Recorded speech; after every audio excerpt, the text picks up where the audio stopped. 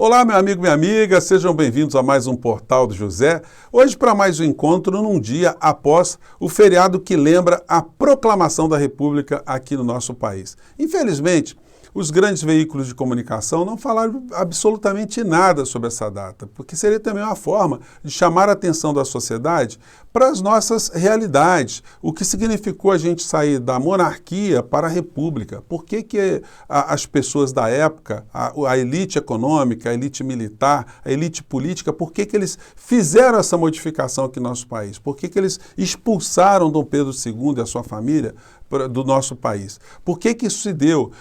Os propósitos, as metas, as filosofias foram implementadas aqui no nosso país. Nós passamos de fato a ser uma república com R maiúsculo. República do latim quer dizer res pública, a coisa do povo. A coisa não seria mais de uma monarquia passada de pai para filho, mas sim um sistema com a participação do povo brasileiro de uma maneira geral.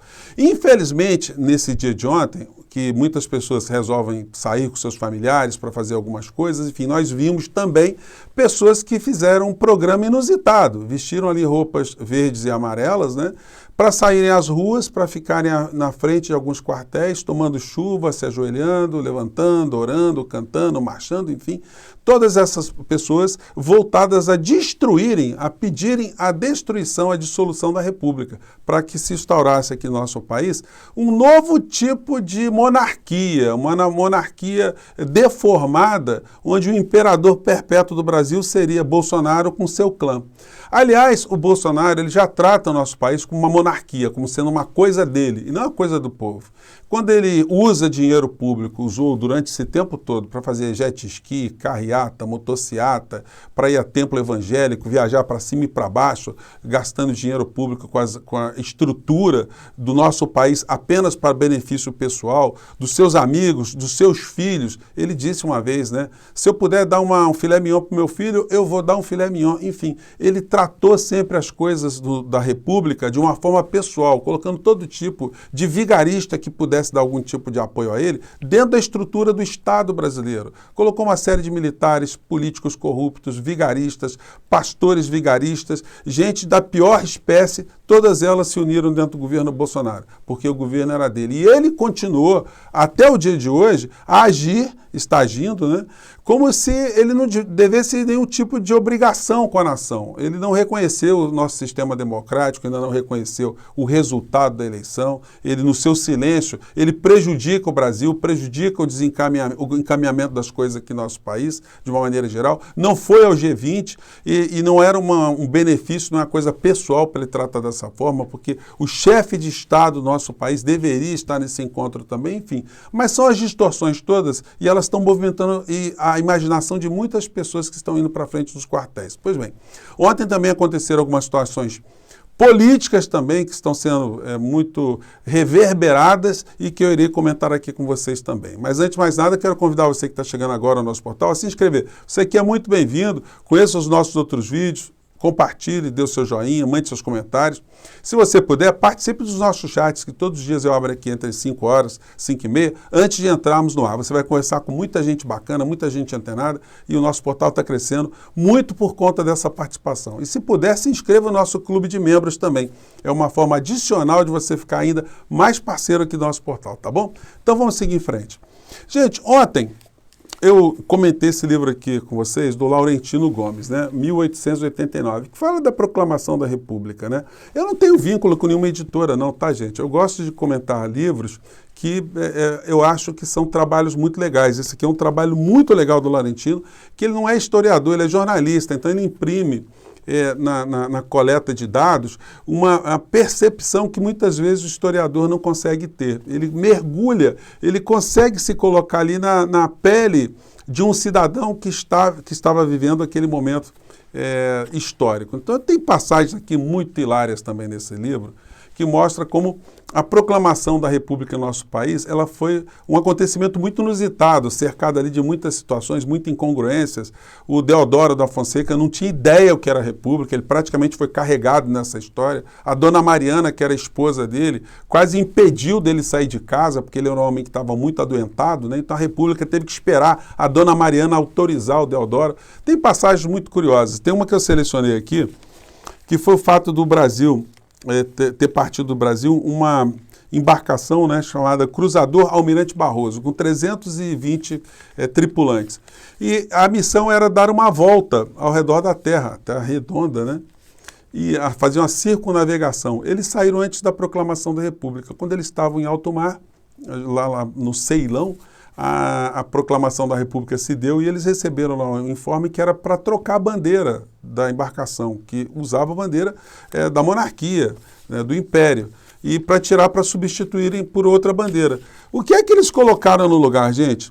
Uma bandeira com uma estrela vermelha no centro, né? Então, são coisas muito curiosas, né? Que a estrela vermelha que viria a ser depois o símbolo do partido que hoje ganhou as eleições aqui no nosso país, junto com outras forças políticas também, né? Então, tem muitas curiosidades. Tem uma ali que mostra que Machado de Assis, ele era, assim como outros escritores também, ele era uma espécie de beneficiário, né, de um programa de mecenato do imperador Dom Pedro II, que pegava os artistas que eram muito importantes para a sociedade naquele momento e colocava essas pessoas dentro de alguns cargos públicos para fazer com que essas pessoas tivessem uma fonte de sobrevivência para continuarem a exercer a sua genialidade. Foi o caso do Machado de Assis. Enfim, eu fiz esse parênteses aqui que os meios de comunicação poderiam estar fazendo também, né? Tem muita coisa interessante no meio dessa história toda, mas essa gente que está indo para frente dos quartéis aí, eles estão querendo realmente dissolver a nossa história.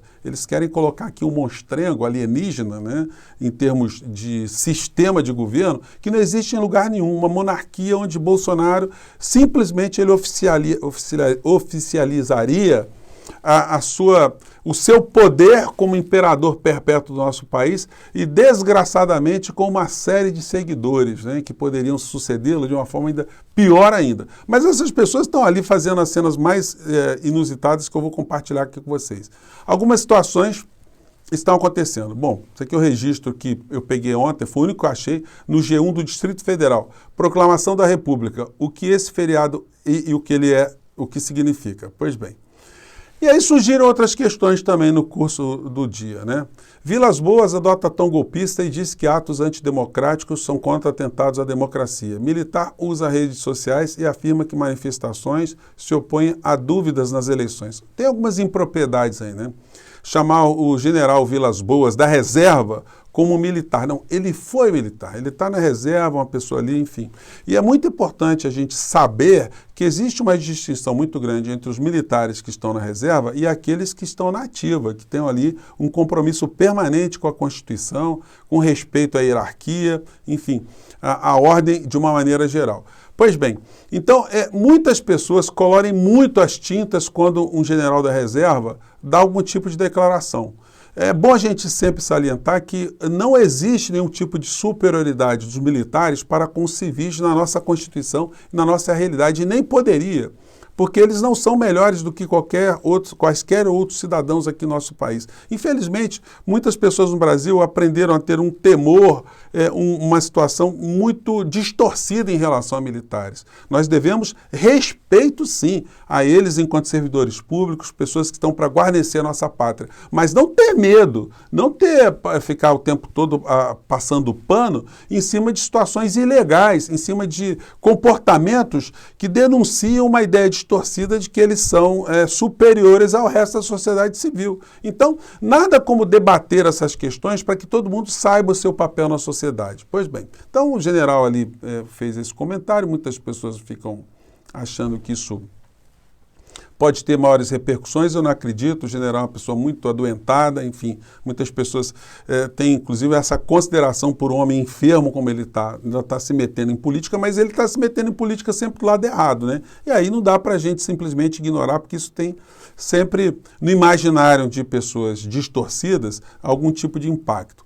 E algumas explicações podem ser dadas, né? Por que o general ainda tem essa fala, né? Porque Bolsonaro atribuiu a ele uma responsabilidade muito grande. E tem coisas misteriosas aí que a gente não sabe. E que o Bolsonaro veiculou uma certa vez como sendo um comportamento normal, um chefe de Estado guardar alguns segredos particulares. É uma coisa meio estranha, né? Vamos acompanhar isso aqui, gente. É rápido. Não precisava falar, mas hierarquia, disciplina e respeito é que fará do Brasil uma grande nação. Muito obrigado, comandante Vilas Boas. O que nós já conversamos morrerá entre nós. O senhor é um dos responsáveis por estar aqui. Muito obrigado. Então, quer dizer, é uma fala enigmática, né? O senhor é um dos responsáveis por estar aqui, o que nós conversamos vai morrer entre a gente. Quer dizer, é algo muito inconfessável. O que é isso? Uma situação muito grave. Então, justamente por ter essa gravidade, é que deveria, sim, ser de conhecimento da população brasileira. Pois bem, outra coisa que mexeu muito com as cabeças ontem das pessoas que estão antenadas com a realidade brasileira foi a notícia que ficou circulando em muitos lugares. PL deve pedir ao TSE a anulação das eleições de 2022. Gente, isso é uma fake news, isso é só para animar mesmo as pessoas que estão querendo a ruptura da nossa república, quer transformar o nosso país num monstrengo político, né? Enfim, isso tá rodando por aí, porque não há base jurídica para o PL fazer um pedido de anulação das eleições. Se isso for feito sem nenhum tipo de prova, sem nenhum tipo de cabimento, isso configura um crime. Alguém que está postulando alguma coisa sem base. Já é um crime uma pessoa comum denunciar uma outra por algum crime que não cometeu, atribuir a alguém um fato que não aconteceu. Isso por si só já é crime. E no direito eleitoral brasileiro, isso é uma situação muito grave que é responsabilizada criminalmente de maneira muito grave. Quem é que vai assinar uma petição dessa, pedindo anulação? Porque essa pessoa estará cometendo crime. Então, eu não acredito nesse tipo de situação. Algumas situações vão cair na cabeça do Bolsonaro que muita gente não está vendo, tá? O Estado de São Paulo está dizendo, há 29 áreas com risco de fraude e obras paradas, diz relatório do TCU, o Gabinete de Transição. Então, gente, quando os dados começarem a aparecer, aquele discurso que não teve corrupção no governo Bolsonaro, a gente vai ver muita coisa estranha aqui. No Brasil ontem, pessoas fazendo esses atos amalucados, né? As pessoas indo para as ruas para pedir uma intervenção militar, SOS Forças Armadas. O que essas pessoas querem? Querem a destruição da República, né? No dia da proclamação da República, quando a gente comemora a proclamação da República. E aí, gente, eu vi ontem dois vídeos no canal do Rony Telles, que eu quero compartilhar aqui com vocês para a gente ter uma noção do que aconteceu. Ontem em Brasília caiu um dilúvio, né? Que jogou literalmente água no chope dessa galera. Vamos ver se dá para pegar aqui. Gente, essa é a situação da Praça dos Cristais. Acabei vindo agora que deu para conseguir descer do carro. Gente, papai do céu mandou uma chuva ali que nem a Arca de Noé daria conta de botar essa gente toda, né? E teve um vídeo aqui que eu achei também, esse aqui eu achei... Esse aqui as pessoas ajoelhadas, orando, em frente a um conjunto de caminhões estacionados ali, né? Realmente é uma cena super bizarra e tem aqui um fundo aqui que o Rony colocou que eu achei muito engraçadinho também. Vamos acompanhar. Mas não bastava eles cantar o hino nacional para Deus, agora eles estão de joelhos para as carretas.